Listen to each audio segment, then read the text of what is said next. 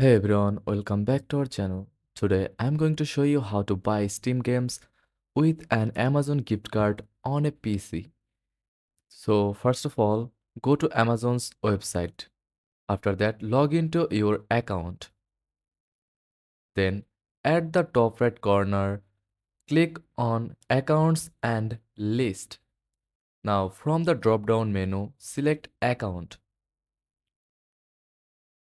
And now pick gift cards from the list of available options. After that, choose Redeem a gift card. Now, a new page will open and you will be prompted to enter the gift card's code. Now, click on Apply to your balance.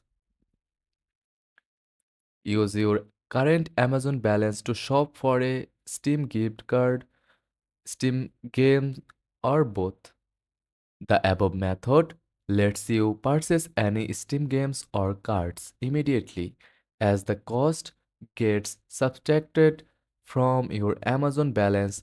And that's it. If this guide was helpful, hit the like button and subscribe for more tutorials, and thanks for watching.